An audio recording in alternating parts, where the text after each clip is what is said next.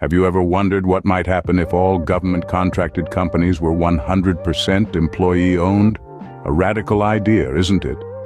But one that could potentially revolutionize the way our society operates. Currently, we find ourselves in a world where a significant portion of our population works for companies that are contracted by the government. However, these companies are not typically employee-owned. So, what if we were to change this? What if we legislated that all contractors for the government have to be entirely employee-owned and run? Suddenly, a quarter of the population could find themselves earning 7 to 10 times what they currently make.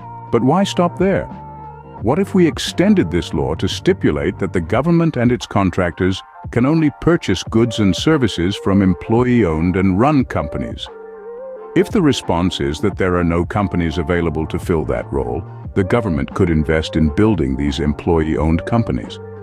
Imagine a future where the government invests in its people, building companies for them to run, rather than subsidizing non-employee-owned banks and corporations.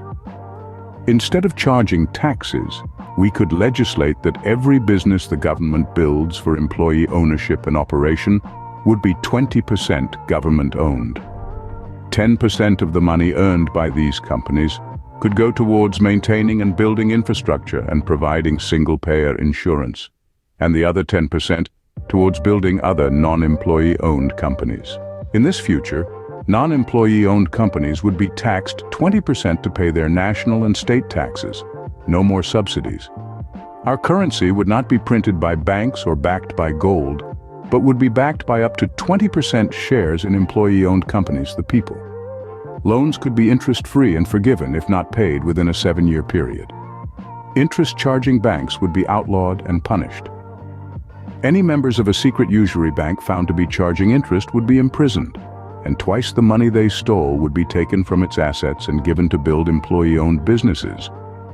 And when we reach this point, we could legislate that all companies doing business in the U.S. or any company doing business with the U.S. has to be with an employee-owned company or business only.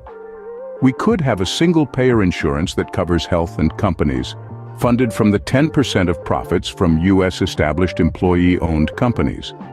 We could have free education subsidized from that 10% U.S. profits to build employee-owned schools with professor-teacher employee-owned college teachers. The government could even expand into other countries by investing in their employee-owned companies, building employee-owned companies with 20% U.S.-owned profits until the entire world is free and united. This is a future where everything is of the people, by the people, and for the people. A future where banks, corporations, and secret societies no longer hold sway over our lives. A future where the world is free from the chains of wage slavery. This future might seem far off, but it's a future that's possible. It's a future that begins with a single, radical idea, a government that supports and encourages employee ownership. And it's a future that could bring about a wealth of benefits, from increased wages to a more equitable society. It's a future that's worth fighting for.